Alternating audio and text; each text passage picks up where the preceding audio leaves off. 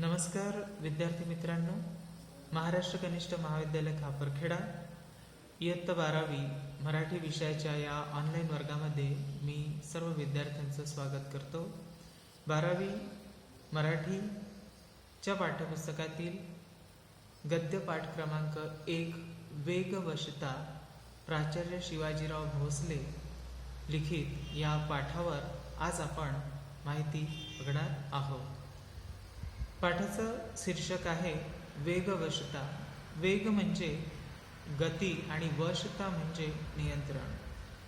प्राचार्य शिवाजीराव भोसले यांनी या वेगवशता पाठामधून काय संदेश दिलेला आहे तो संदेश आपण प्रास्ताविकेतून बघणार आहोत। तत्पूर्वी लेखकाचा परिचय जाणून घेऊया। लेखक प्राचार्य शिवाजीराव भोसले नामवंत वक्ते, महाराष्ट्रातील सुप्रसिद्ध विचारवंत आणि व्यासंगी लेखक म्हणून संपूर्ण महाराष्ट्रामध्ये ते परिचित आहेत। देशात आणि विदेशात अनेक विषयांवर व्याख्यानमाला त्यांनी गाजवलेल्या आहेत। पुणे येथील वसंत व्याख्यानमालेत सलग 28 वर्षे त्यांनी व्याख्याने दिलेली आहेत। त्यांच्या नावे अनेक ग्रंथ प्रकाशित आहेत। जर आपण ते बघितले तर प्रामुख्याने कथा वक्तृत्वाची जागर खंड 1 व 2, जीवन वेद, दीपस्तंभ, देशोदशीचे दार्शनिक, मुक्तिगाथा, महामानवाची, यक्ष प्रश्न, हित गोष्टी इत्यादी अनेक ग्रंथ त्यांच्या नावे प्रकाशित आहेत। औरंगाबाद येथील डॉक्टर बाबासाहेब आंबेडकर मराठवाडा विद्यापीठाचे ते माजी कुलगुरू राहिलेले आहेत। त्यांना अनेक पुरस्कारांनी त्यांना सन्मानित करण्यात आलेला आहे। जर आपण बघितलं तर प्रामुख्याने राजर्षी शाहू महाराज पुरस्कार कोल्हापूर आणि श्रीमंत मालोजीराजे स्मृती पुरस्कार फलटण हे पुरस्कार त्यांना प्राप्त झालेले आहेत। वेगवशता हा एक वैचारिक स्वरूपाचा पाठ आहे आणि या वैचारिक स्वरूपाच्या पाठामध्ये लेखक शिवाजीराव भोसले यांनी अतिवेगाच्या आहारी गेलेल्या माणसाच्या विकृतीवर नेमकेपणाने बोट ठेवलेले आहे। वेळ आणि श्रम वाचवण्यासाठी वाहनाची गरज लेखकालाही पटते, मात्र गरज नसताना खोट्या प्रतिष्ठेपायी कर्ज काढून वाहन खरेदी करण्याच्या वर्तमानकालीन मानसिकतेवर लेखकाने सदर पाठामध्ये प्रकाश टाकलेला आहे। महानगरात, शहरात ठराविक वेळेत अनेक ठिकाणी पोहोचून कामे करावी लागतात हे खरे असले तरी नको तितक्या वेगाने वाहने चालवून लोक अपघातांना निमंत्रण देताना आपल्याला आपल्या सभोवताल दिसून येतं। याचे लेखकाला दुःख वाटतं, क्षम वाटते आणि म्हणून वेळ वाचवण्यासाठी माणसे वाहने वापरतात, परंतु माणसे वाचलेला वेळ पुन्हा वाहन चालवण्यात वाया घालवतात, तेव्हा वाहने माणसावर स्वार होतात। अशी मार्मिक टिप्पणी या पाठामध्ये लेखक शिवाजीराव भोसले यांनी केलेली आहे। अफाट वेगाने वाहने चालवण्याच्या प्रवृत्तीमुळे वाहन चालकाच्या शरीर मनावर अनावश्यक ताण निर्माण होतो। त्यामुळे स्वत्व आणि स्वास्थ्य हिरावून घेणारा अनैसर्गिक वेग कमी करण्याबाबत लेखक शेवटी कशा प्रकारे स्पष्ट इशारा देतात ते या पाठातून आपण बघूया। तरी प्रस्तुत सदर पाठ हा वैचारिक स्वरूपाचा पाठ आहे। अतिवेगाच्या आहारी जाण्याच्या माणसाच्या प्रवृत्तीवर लेखकाने या पाठाच्या आधारे टीका केलेली आहे। या पाठामधून टीका केलेली आहे। तंत्रज्ञानाने माणसाला अनेक साधने उपलब्ध करून दिली आहेत। या साधनामुळे माणसाचे जीवन सुकर झालेले आहे। या अनेक साधनांपैकी वाहन हे एक खूप महत्त्वाचे साधन आहे। वाहनामुळे माणसाचा अमाप वेळ आणि कष्ट वाचते। माणसाच्या प्रगतीत वाहनाचा फार मोठा वाटा आहे। वाहन म्हणजे प्रगती आणि म्हणून आपल्या जवळ वाहन असणे हे श्रेष्ठतेचे लक्षण असा बहुसंख्य लोकांना भ्रम झाला आहे। त्यामुळे लोक अतिवेगाच्या आहारी गेलेले आहेत। अतिवेगामुळे माणसे वाहनाला जखडून जातात, शरीराच्या नैसर्गिक हालचालीमध्ये अडथळे निर्माण होतात, नैसर्गिक लय बिघडते आणि आपल्या आरोग्याची हानी होते। अतिवेगामुळे शरीरावर व मनावर ताण निर्माण होतो, अपघाताची शक्यता वाढते, वाहनाचा फायदा होण्याऐवजी आपल्याला नुकसानच होते। अशा अनेक विषयांवर लेखक शिवाजीराव भोसले यांनी या पाठाच्या माध्यमातून विचार व्यक्त केलेले आहेत. तरी आपण पाठाचा सारांश या ठिकाणी बघितलेला आहे. आता प्रस्तुत पाठ आपण बघणार आहोत. तरी बघा, वेग हे गतीचे एक रूप आहे. आपले जीवनही स्थिती आणि गती यात विभागलेले आहे. थांबणे, चालणे, धावणे असे हे जीवनचक्र फिरतच असते. आपल्या विचारांनाही गती असते, जिला आपण प्रगती म्हणतो. लेखकाच्या मते लेखकाने पाठाची सुरुवात करताना अगदी बरोबर म्हटलेलं आहे की वेग हे जे आहे हे गतीचं एक रूप आहे. मनुष्याचं जीवन जरी आपण बघितलं तर मनुष्याचं जीवन ही स्थिती आणि गती या दोन घटकांमध्ये विभागलेलं आहे. थांबणे, चालणे, धावणं हे आपलं जीवनचक्र आहे आणि म्हणूनच आपल्या विचारांनाही गती असते, जिला आपण प्रगती म्हणत असतो. ती विचारांची गती असते. गतीला जेव्हा दिशा असते तेव्हाच ती प्रगती या संज्ञेला पात्र ठरते. प्रगती आणि गतीमध्ये काय फरक आहे? तर आपल्या विचारांना गती असते, परंतु जेव्हा गतीला एक विशिष्ट अशी दिशा प्राप्त होत असते तेव्हाच आपण त्या गतीला काय म्हणत असतो? प्रगती म्हणत असतो. म्हणजे प्रगती आणि गतीमध्ये जर आपण भेद पाहिला तर गती हे दिशाविहीन असते, पण तेव्हा जेव्हा गतीला एक दिशा प्राप्त होते तेव्हा त्या गतीला म्हटलं जातं प्रगती. तर मनुष्याच्या जीवनामध्ये सुद्धा गती सोबतच आपल्या प्रगतीला अतिशय महत्त्व आहे. म्हणून प्रगतीसाठी गतीला दिशा असणं फार महत्त्वाचं ठरतं. दिशाविहीन गती ही अधोगती ठरते. लेखकाने अगदी स्पष्ट याच्यात म्हटलेलं आहे की दिशाविहीन गती हे काय ठरते? अधोगती ठरते. जर आपल्या गतीला जर दिशाच नसेल तर दिशाविहीन असलेली गती ही कधीही आपल्या जीवनासाठी ही अधोगतीच ठरत असते. आजच्या जीवनात विलक्षण वेगवानता आढळते. आज आपण जर सभोवतालचा जर विचार केला तर आपल्या सभोवताल आज आपण बघत असतो तर विलक्षण वेगवानता आढळते. सगळ्याच क्षेत्रामध्ये, सगळ्याच बाबींमध्ये आपल्याला वेगवानता आढळून येते. रस्ते वाहनांनी व्यापलेले आपल्याला दिसून येतात. माणसे घरात राहतात म्हणूनच अल्पकाळ तरी स्थिर राहतात. आणि म्हणून लेखक म्हणतात की जेव्हा आपण घरी राहतो, जेव्हा आपण घरी असतो तेव्हाच आपला अल्पकाळ का होईना पण आपण तेव्हा काय असतो? स्थिर राहतो. बाकी वेळ मात्र आपण वाहनांसारख्या गतिवानच आपण असतो. एरवी गतीपायी अगतिक होतात आणि एरवी काय, जर आपण घरी नसलो तर घराच्या व्यतिरिक्त जो आपला वेळ असतो तो काय होतो? आपण गतीपायी काय झालेलो असतो? अगतिक झालेलो असतो. अहोरात्र भरारणारी आणि थरारणारी वाहने पाहिली म्हणजे आश्चर्य वाटते, ही आली कुठून? आणि म्हणून एक प्रश्न लेखकाच्या मनात निर्माण होतो की अहोरात्र, रात्रंदिवस चालणारी आणि भरारणारी आणि थरारणारी ही वाहने जेव्हा आपण बघतो तेव्हा लेखक म्हणतात की आश्चर्य वाटते की ही वाहने आली कुठून, आली कशी आणि कशासाठी आली? पूर्वी देशोदेशींचा इतिहास घडला, लोकांनी जगप्रवासही केला, पण आजच्या एवढी अवखळ वाहने कोठे दिसत नसत. आणि म्हणून लेखकाच्या मनामध्ये असा प्रश्न निर्माण होतो की पूर्वीच्या काळी एवढा देशोदेशीचा इतिहास घडला, लोकांनी जगप्रवासही केला, पण आपण इतिहास वाचतो त्यावेळेला इतिहासामध्ये अशा प्रकारची वाहनं त्यावेळेला सुद्धा आपल्याला कुठे सुद्धा दिसत नसत.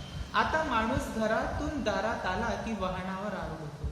परंतु जर आजची स्थिती जर आपण बघितली, वर्तमान स्थिती जर आपण बघितली तर एक गोष्ट आपल्या लक्षात येईल की आता माणूस कसा झालेला आहे? घरातून दारात आला की घराच्या बाहेर निघाला तो की वाहनावर आरूढ होतो. वेळ थोडा असतो आणि त्या थोड्या वेळामध्ये त्याला बरीच कामे पायी चालत ती उरकता येत नाही. कामे बरीच असतात पण कामे पायी चालून ती उरकता येत नाही. जीवन हे दशदिशांना विभागलेले आहे. मुलांची शाळा एका टोकाला, आपलं कार्यालय दुसऱ्या टोकाला, मंडई बाजार एका बाजूला तर दवाखाना हा एका बाजूला, अशा प्रकारची स्थिती आपण आपल्या बाजूला बघत असतो. दूर कुठल्या तरी दिशेला जीवनाची ही टोके साधणार कशी? आणि म्हणून अशा दशदिशांनी हे जीवन विखुरलेलं असल्यामुळे या सगळ्या दशदिशांना आपली कामे करत असताना यांचा आपण कशा प्रकारे ही जीवनाची टोकं साधणार असा प्रश्न आपल्या समोर असतात. जोडणार कशी?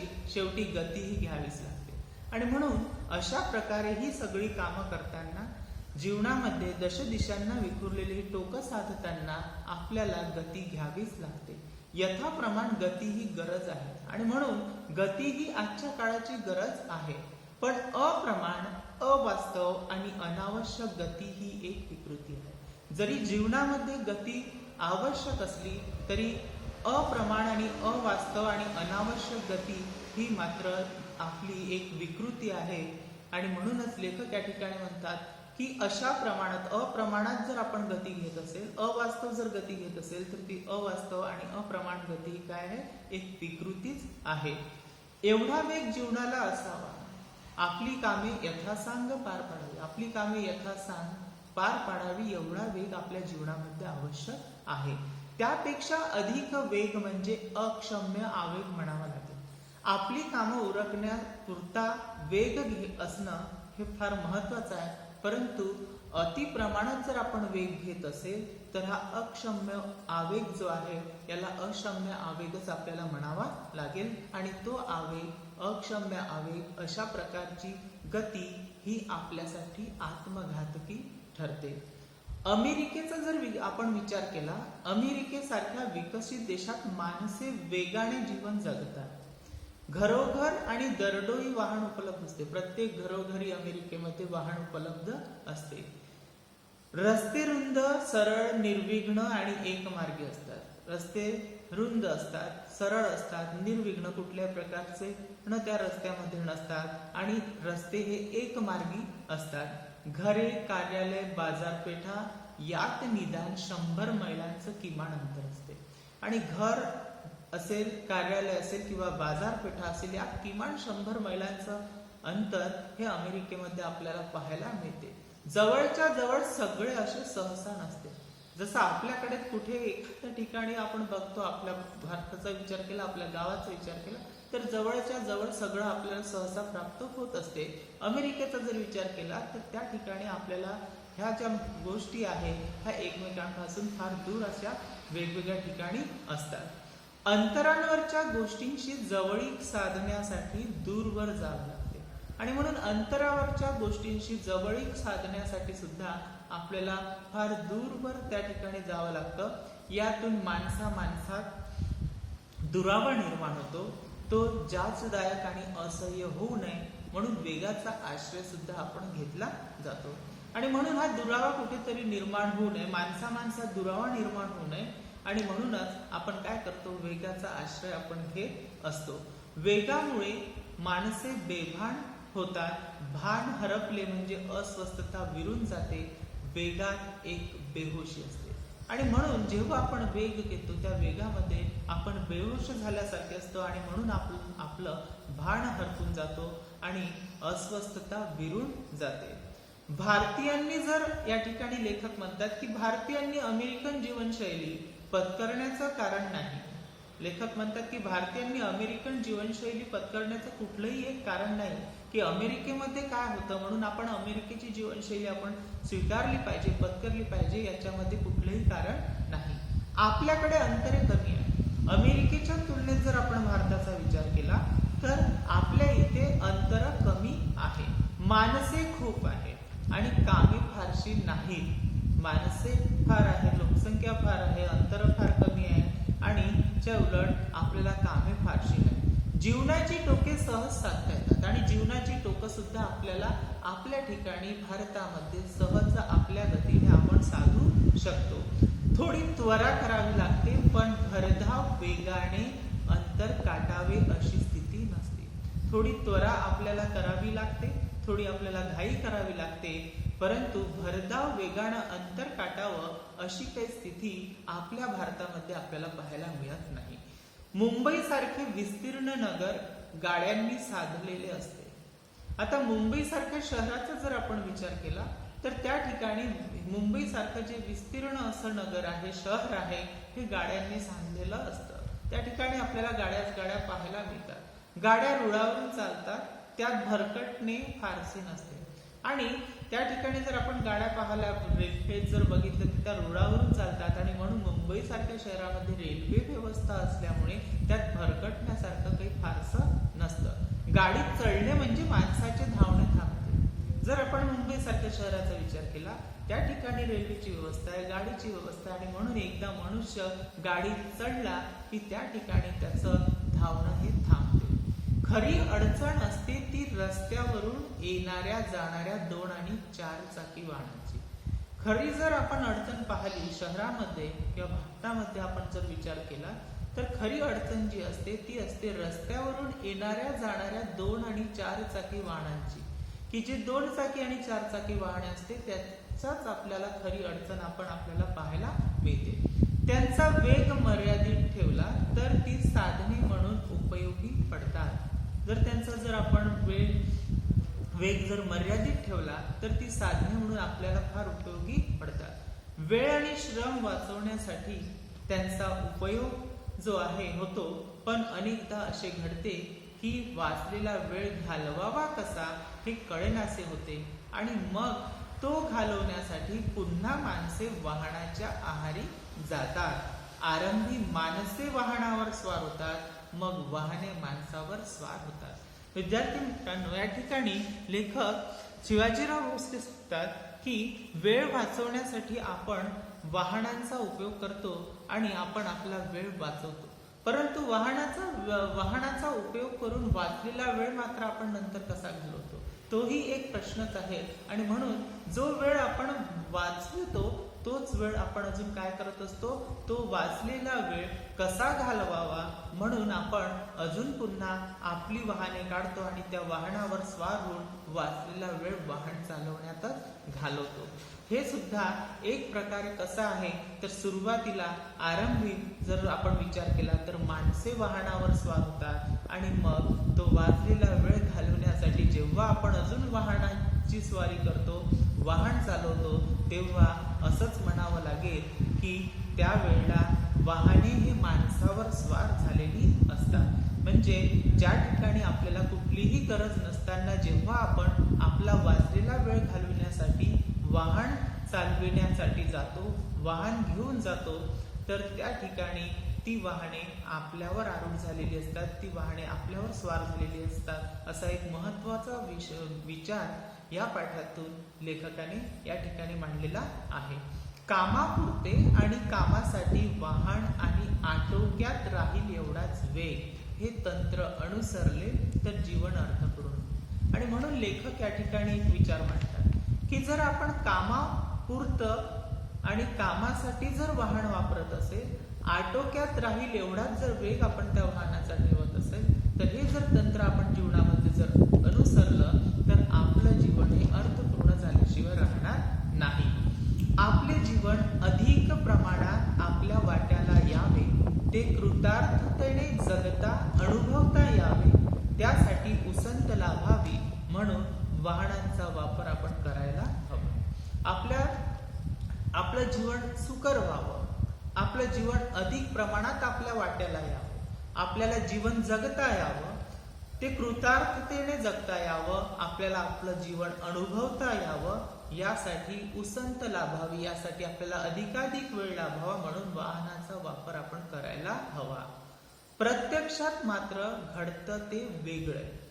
इतरांशी मानसिक स्पर्धा करण्यासाठी, आपल्या ऐश्वर्याचं प्रदर्शन घडवण्यासाठी गरज नसताना कर्ज काढून वाहने खरेदी करणारी माणसे समाजात आढळतात. विद्यार्थी मित्रांनो, आपण आज आपल्या सभोवताल पाहतो की ज्या ठिकाणी गरज नसताना कुठल्याही प्रकारचे आपले समाजामध्ये प्रतिष्ठा वाढविण्यासाठी किंवा समाजामध्ये खोटी प्रतिष्ठा म्हणावं लागेल की ज्या ठिकाणी गरज नाही अशा ठिकाणी सुद्धा अनेक व्यक्ती दुसऱ्यांसोबत स्पर्धा करण्यासाठी, इतरांशी मानसिक स्पर्धा करण्यासाठी आणि आपल्या ऐश्वर्याचं प्रदर्शन घडविण्यासाठी गरज नसताना कर्ज काढून वाहन खरेदी करणारे माणसं समाजात आढळतात. कोणतेही महत्वाचे काम नसताना पत्नीला मागच्या बाजूला बसून आधुनिक दुचाकीने सहज फेरफटका मारून आले म्हणजे अनेकांना बरे वाटते.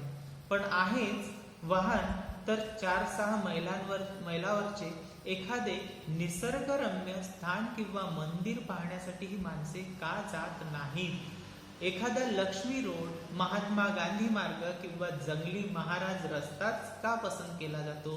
देहू आळंदी, सिंहगड, बणेश्वर, विठ्ठलवाडीकडचे रस्ते का दिसत नाही?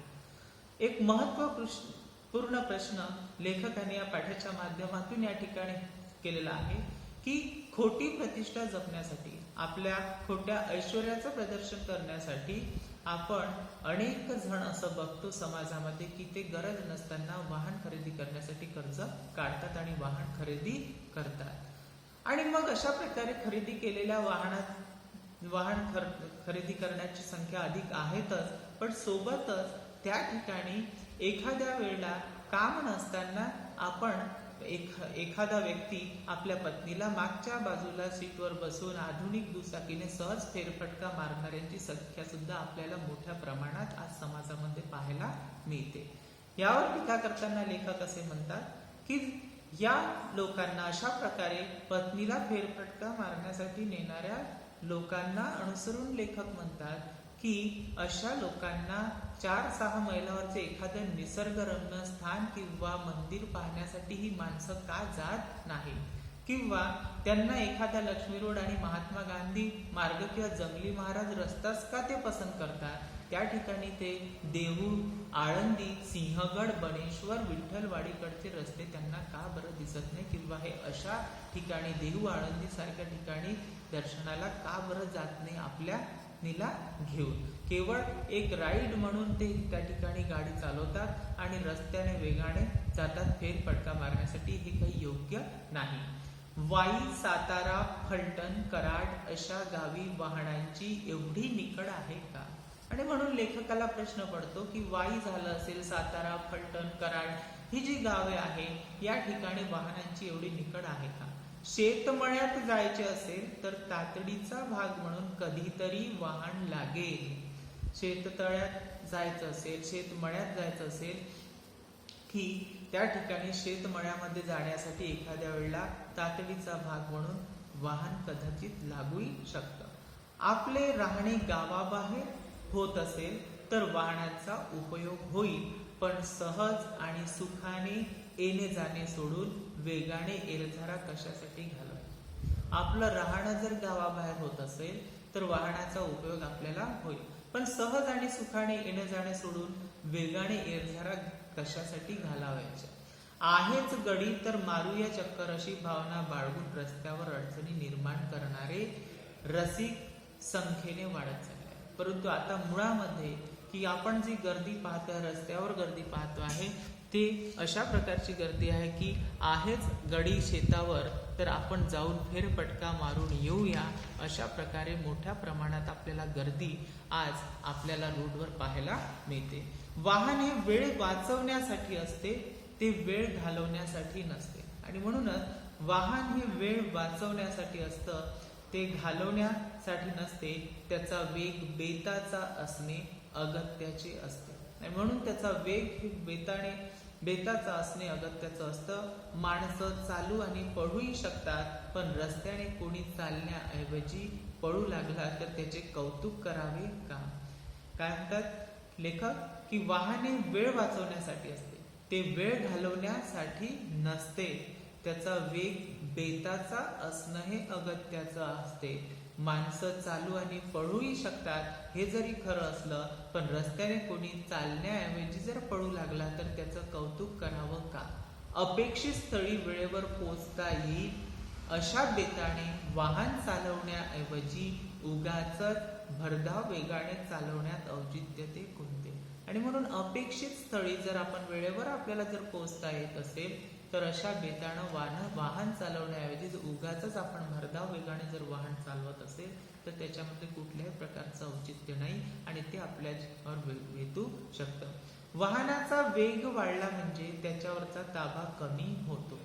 कुठलंही वाहन चालवताना जेव्हा आपण वेग वाढवतो वाहनाचा, तेव्हा त्या वाहनावरचा जो चालवणाऱ्याचा जो ताबा आहे तो काय होतो? कमी होतो. पुढचे वाहन मागे टाकून पुढे जाण्याच्या हव्यासामुळे अनेक अपघात होतात. आज जर आपण अपघाताचा जर विचार केला, रोडवर होणाऱ्या अपघातांचा विचार जर केला तर आपल्याला एक गोष्ट प्रकर्षाने जाणवते की पुढचं वाहन मागे टाकून पुढे जाण्याचा जो हव्यास मानवी मनामध्ये दिसतो त्याच्यामुळे सुद्धा मोठ्या प्रमाणात अनेक अपघात होताना आपल्याला दिसून येतं। रात्रीच्या वेळी विलक्षण वेगाने धावणारी गाडी ही रातराणी म्हटली जाते। जेव्हा रातराणी गाडी, तुम्हाला माहिती असेल विद्यार्थी मित्रांनो की रात्रीच्या वेळी धावणाऱ्या गाडीला काय म्हटलं तर रातराणी म्हटल्या जातं। रात्री भरधाव वेगाने प्रवास करून पार पाडावीत एवढी महत्वाची कामे दरवेळी असतात का? लेखकाच्या मनात प्रश्न निर्माण होतो की रात्री भरधाव वेगाने प्रवास करून पार पाडावीत एवढी महत्वाची कामे आपल्याला दरवेळी असतात का? मग आपण रात्रीचा प्रवास का बरं केला पाहिजे? रात्रीचा प्रवास आपण टाळला पाहिजे हे सुद्धा लेखक या ठिकाणी सांगतात की एवढी काय महत्वाची कामे असतात की दरवेळेस आपण रात्रीचाच प्रवास केला पाहिजे। या ठिकाणी लेखक हे सांगतात की दरवेळी रात्रीचा प्रवास करणे इतकी काही मोठी जबाबदारीची कामं आपल्याला नसतात, म्हणून ते सुद्धा आपण रात्रीचा प्रवास सुद्धा आपण केला पाहिजे।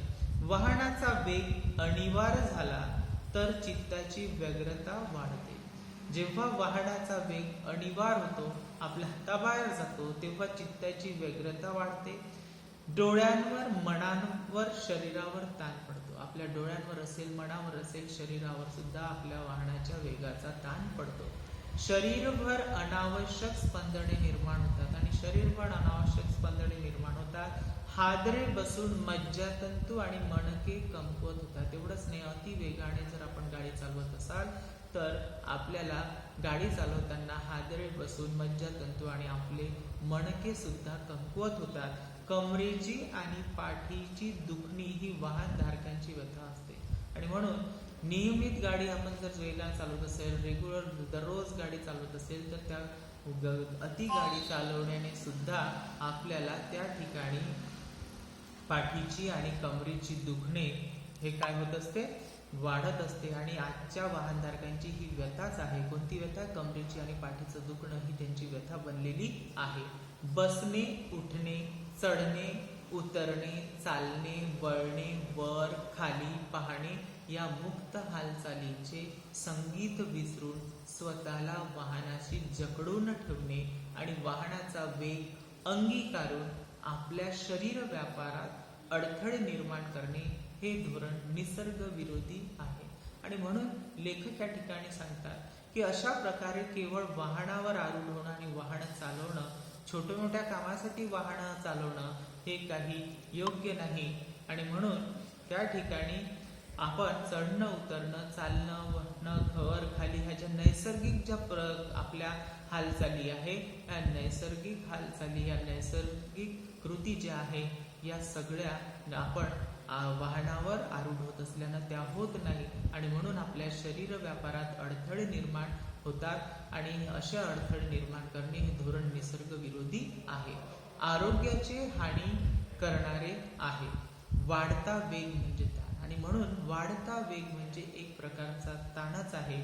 जीवनातले ताणतणाव वाढून पोचणार तरी कुठे? आणि आपण जेवढं जीवनामध्ये ताणतणाव ठेवू ते जीवनातले ताणतणाव वाढून आपण कुठे पोचणार आहोत हा प्रश्न सुद्धा लेखक या ठिकाणी निर्माण करतात। आपले स्वत्व आणि स्वस्थता हिरावून घेणारा अस्वाभाविक वेग कमी करणे हे आपले कर्तव्य आहे आणि म्हणून आपलं स्वत्व, आपली स्वस्थता हिरावून घेणारा जो अस्वाभाविक वेग कमी करणं हे आज आपलं सर्वात पहिलं कर्तव्य आहे।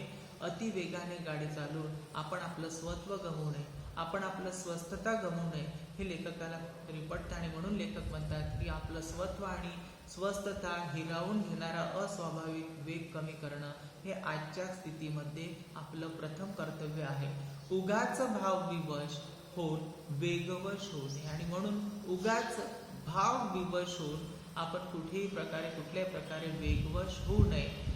अनाठायी वेगामुळे पोहोचण्यापूर्वीच अंत होण्याची शक्यता वाढते आणि म्हणूनच अनाठायी वेग, अति वेगाचा जर आपण उपयोग केला तर मर्यादित ठिकाणी आपल्याला आपल्या ठिकाणी पोहोचण्याच्या पूर्वी ज्या ठिकाणी आपलं असेल, ज्या ठिकाणी आपल्याला पोहोचायचं असेल त्या ठिकाणी पोहोचण्याच्या पूर्वीच अनाठायी वेगामुळे आपला अंत होण्याची शक्यता सुद्धा मोठ्या प्रमाणात वाढते। थोडक्यात या पाठातून अति वेगाच्या आहारी जाण्याच्या माणसाच्या प्रवृत्तीवर लेखकाने टीका केलेली आहे आणि म्हणून अतिवेगाचा उपयोग न करता आवश्यक त्या ठिकाणीच आपण साधन वापरलं पाहिजे, आवश्यक त्या ठिकाणीच आपण गाडीचा उपयोग केला पाहिजे. आपण बाईक म्हणा किंवा जे काही 2 चाकी किंवा 4 चाकी वाहनांचा उपयोग करत असेल तर आवश्यक त्याच ठिकाणी आपण तो उपयोग केला पाहिजे. आपली कामे आटोपण्यासाठी वाहनाचा उपयोग करणं योग्य आहे, परंतु अतिवेग जर आपण केला, अतिवेगात जर आपण गाडी चालवली तर आपण मनुष्य म्हणून आपण आपल्या जीवनातील स्वत्व गमावू शकतो, आपण आपली स्वस्थता गमावू शकतो. आणि अशा प्रकारे आपण आपली स्वस्थता आणि स्वत्व गमावल्यानंतर आपल्याला ज्या ठिकाणी पोहोचायचं असेल कदाचित त्या ठिकाणी पोहोचण्याच्या पूर्वीच आपला अंत होण्याची शक्यता सुद्धा असते. म्हणून अतिवेगाच्या आहारी न जाता आपण आपला मूल्य वेळ कामापुरतेच आपण गाडीचा उपयोग केला पाहिजे. अशा प्रकारचा संदेश या पाठामधून लेखक शिवाजीराव भोसले यांनी या पाठाच्या माध्यमातून दिलेला आहे. तरी विद्यार्थी मित्रांनो, आपण पुन्हा एकदा या पाठाचं आपल्या घरीच नियमित असं वाचन करावं. वाचन झाल्यानंतर ज्या ठिकाणी महत्त्वाचे मुद्दे त्या ठिकाणी असतील त्या ठिकाणी पाठ्यपुस्तकामध्येच अधोरेखित करावं. सोबतच पाठाचं वाचन झाल्यानंतर वाचनानंतर त्या ठिकाणी जो पाठ्यपुस्तकाच्या मागे पाठ संपल्यानंतर जो स्वाध्याय दिलेला आहे, ज्या कृती दिलेल्या आहेत त्या कृती तुम्हाला तुमच्या स्वाध्याय वहीमध्ये सोडवायच्या आहेत. जर त्या ठिकाणी जर कोणती अडचणी असल्यास तुम्ही माझ्यासोबत संपर्क साधू शकता आणि मला विचारू सुद्धा शकता. तर या ठिकाणी या पहिला पाठ जो आहे आपला गद्यपाठ वेगवष्टा हा पाठ या ठिकाणी संपलेला आहे. याच्यावरचा स्वाध्याय आपल्या स्वाध्याय वहीमध्ये लिहून तो पूर्ण करावा आणि मला त्याचे इमेजेस तुम्ही मला आपल्या ग्रुपवर, जो ग्रुप आहे आपला 12वीचा मराठी विषयाचा, त्यावर तुम्ही ते शेअर करावे, जेणेकरून मला माहिती की कोण कोण विद्यार्थी स्वाध्याय सोडविला की नाही. धन्यवाद.